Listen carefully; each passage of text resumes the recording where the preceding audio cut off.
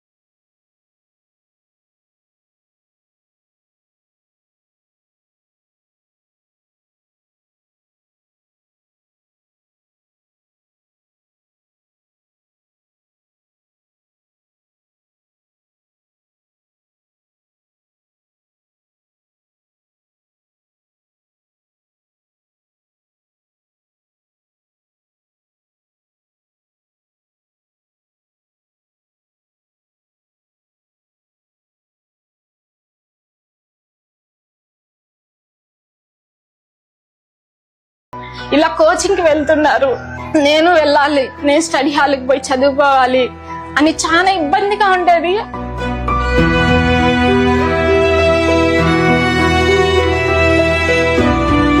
మా నాన్న చదువు మానేసి కూలి పనులకు వెళ్లారు. నేను ఎట్లా చదువుకోలేకపోయాను. నా బిడ్డలు చదువుకోవాలా, నాకు మగ బిడ్డలైనా ఆడబిడ్డలైనా వాళ్ళకి ఎలాంటి లోటు రాకూడదు, ఒకరి మీద ఆధారపడకూడదు అనేసి మమ్మల్ని చదివిపించారు. మేము ఈ రోజులో ఇలా అవడానికి కారణం మా నాన్న మా అమ్మే. కానిస్టేబుల్ నోటిఫికేషన్ గత ప్రభుత్వంలో 2022లో జారీ చేయబడింది. జనవరిలో ప్రిలిమ్స్ ఎగ్జామ్ నిర్వహించగా తర్వాత ప్రాసెస్ అయిన ఈవెంట్స్ న్యాయపరమైన చిక్కుల వల్ల వాయిదా పడినది. దీని ద్వారా ఈ చిక్కుల్ని అధిగమించి వచ్చిన వెంటనే మేము కానిస్టేబుల్ ఉద్యోగాలను భర్తీ చేస్తామని చెప్పిన విధంగానే వెంటనే కానిస్టేబుల్ నోటిఫికేషన్ న్యాయపరమైన చిక్కులను తొలగించి 6,000 పోస్టులను భర్తీ చేసింది. తద్వారా ఎన్నో పేద కుటుంబాలకు ఉపాధి అవకాశాన్ని కల్పించింది. ఈరోజు నాకు ముఖ్యమంత్రి చంద్రబాబు నాయుడు గారి చొరవ వల్లే నేను ఉద్యోగం సాధించగలిగాను. అలాగే ఐటీ శాఖ మంత్రి నారా లోకేష్ గారికి, డిప్యూటీ సీఎం పవన్ కళ్యాణ్ గారికి, హోమ్ మినిస్టర్ వంగలపూడి అనిత గారికి, మా కుటుంబం అందరి తరపున నేను మనస్ఫూర్తిగా ధన్యవాదాలు తెలియజేసుకుంటున్నాను. Congratulations and all the very best. ముందుగా వేదికను అలంకరించిన గౌరవనీయులైన నారా చంద్రబాబు నాయుడు గారికి, డిప్యూటీ సీఎం పవన్ కళ్యాణ్ గారికి, హోమ్ మినిస్టర్ వంగలపూడి అనిత గారికి నా నమస్కారాలు. నా పేరు కొమ్ము శిరీష. మాది పెద్దమాదిగపల్లి నిమ్మనపల్లి మండలం అన్నమయ్య జిల్లా. మా నాన్నగారి పేరు కొమ్ము శ్రీనివాసులు, మా అమ్మగారి పేరు కొమ్ము సుజాత. మా తల్లిదండ్రులకు మేమిద్దరము ఆడపిల్లలే. మాకు చదువుకునేటప్పుడు చాలా ఆర్థికంగా వెనుకబడిన తరగతుల వాళ్ళం. చదివించడానికి మా అమ్మ నాన్నకి స్తోమత ఉండేది కాదు. మా నాన్న కౌలు రైతు, వ్యవసాయం చేసుకుంటూ పశువులు మేపుకుంటూ పాలు పోసుకొని మా ఇద్దరిని చదివిపించారు. మమ్మల్ని చదివిపించేటప్పుడు చుట్టుపక్కల అందరూ, ఎందుకురా నువ్వు ఆడపిల్లల్ని చదివిపిస్తున్నావు, ఎన్ని రోజులైనా నువ్వు ఒకరి చేతిలో పెట్టాల్సిందే కదా, ఆ డబ్బులు ఏదో మీరు వెనక్కేసుకోండి, మీ వృద్ధాప్యంలో మీకు కొంచెం సహాయంగా ఉంటుంది అనేవాళ్ళు. కానీ అవేం పట్టించుకోకన్నా మా అమ్మ నాన్న కష్టపడి మమ్మల్ని చదివిపించారు. నేను మా చెల్లెలు చిన్నప్పటి నుంచి ప్రభుత్వ స్కూల్లోనే చదివాము. ప్రభుత్వం ఇచ్చే స్కాలర్షిప్లతోనే చదువుకున్నాము. చదువుకునేటప్పుడు చెప్పలేకపోయే వాళ్ళం అమ్మ నాన్నలకి, నాన్న మా ఫ్రెండ్స్ ఇలా ఉన్నారు, ఇలా కోచింగ్కి వెళ్తున్నారు, మేము వెళ్ళాలి, స్టడీ హాల్కి వెళ్ళి చదువుకోవాలి అని చెప్పలేకపోయాం. ఎందుకంటే మాకు ఆర్థిక పరిస్థితులు మాకు తెలుసు కాబట్టి, డబ్బు లేదు, మా నాన్న వాళ్ళు చదివిలేరు అనేసి నేను ఆగిపోయే వాళ్ళము. ఇప్పుడు ప్రభుత్వం ఇచ్చే స్కాలర్షిప్ల వల్ల మేము చదువుకోగలిగాము. ఈ రోజు నాకు ఈ ఉద్యోగం వచ్చిన దానికి మా తల్లిదండ్రులు కష్టపడ్డ కష్టమే కారణం. ఉద్యోగం రూపంలో నాకు లభించింది. నేను నా కుటుంబం చాలా ఆనందంగా ఉండగలిగాం. ఆ రోజు ఎందుకురా ఆడపిల్లల్ని నువ్వు చదివిపిస్తున్నా అనే వాళ్ళకే ఈ రోజు ఇది ఒక మంచి గుణపాఠం లాగా మిగిలింది.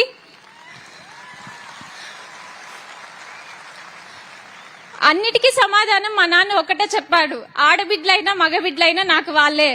నేను పెద్దమ్మాయిని, ఇంకో అమ్మాయి చిన్నమ్మాయి. నా పెద్ద బిడ్డ మగరాయిలాగా ఉంటుంది అని చదివిపించాడు నన్ను. మా చెల్లి అన్ని స్కాలర్షిప్లతోనే చదువుకొని ఐఐటి విజయవాడలో చేసింది. ఇప్పుడు ఎన్ఐటి బీహార్ పాట్నాలో చదువుతుంది సివిల్ ఇంజనీర్ గా.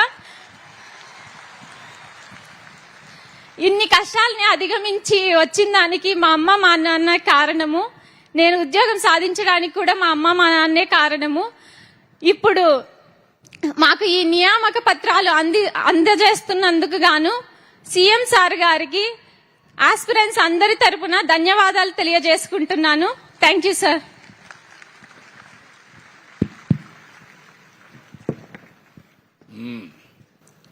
నువ్వేం చదువుకున్నావమ్మా? సార్ ఎంఎస్సీ కెమిస్ట్రీ చేశాను. MSc chemistry. ఈ అమ్మాయిని చూస్తే తల్లిదండ్రులకి చేతులెత్తి వందనాలు సమర్పిస్తున్న ఈ అమ్మాయిని ఎంఎస్సీ కెమిస్ట్రీ చేపించారు. రెండో అమ్మాయి బీటెక్ చేసి civil engineer sir, NIT partner civil engineer. ఇప్పుడు ఎన్ఐటికి వెళ్లి సివిల్ ఇంజనీర్ చేస్తా ఉంది. ఒక మామూలు కుటుంబం, అసాధారణమైన పట్టుదల. మగపిల్లలైనా ఆడపిల్లలైనా నాకు సమానం. ఈ పిల్లల భవిష్యత్తు చూడాలని చెప్పి ఆ తల్లిదండ్రులు కోరుకున్నారు. పిల్లలు కూడా శబాష్, మీరు నిరూపించుకున్నారు. మిమ్మల్ని మనస్ఫూర్తిగా అభినందిస్తున్నా. ఇక్కడ మీరు చూస్తే ఒక పక్క బ్యాక్వర్డ్ ఏరియా, ఒక పక్క మాదిగ కులాల్లో చాలా మంది ఉద్యోగాలు రావు. అందుకే నేను ఇప్పుడే కాదు ఎప్పుడో కేటగరైజేషన్ కూడా తీసుకొచ్చి మాదిగలకు కూడా న్యాయం జరగాలని ఒకప్పుడు కేటగరైజేషన్ తీసుకొచ్చా. అది మధ్యలో కోర్టు కొట్టేస్తే వదిలేశారు. మళ్లీ నేను ఉండగానే సుప్రీంకోర్టు ఆమోదిస్తే మళ్లీ చట్టం చేసి ఆ కేటగరైజేషన్ తీసుకొస్తే దాని ఫలితం ఇలాంటి పిల్లలు కొన్ని వందల మందికి ఉద్యోగాలు వస్తున్నాయి. నేను గర్వపడుతున్నానని చెప్పి మరొక్కసారి తెలియజేసుకుంటూ, ఏమమ్మా నీకు మంచి ఉద్యోగం వస్తుంది, ఇంకా బాగా చదువుకుంటే ఇంకా పై ఉద్యోగాలు కూడా వస్తాయి.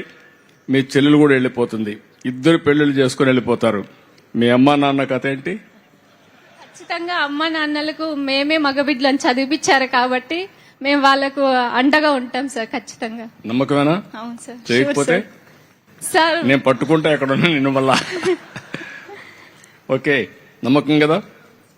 నేను ఆ తల్లిదండ్రులు ఎంత ఆనందపడతారంటే, ఇలాంటి బిడ్డలు కనడం వాళ్ళ పూర్వజన్మ సుకృతం.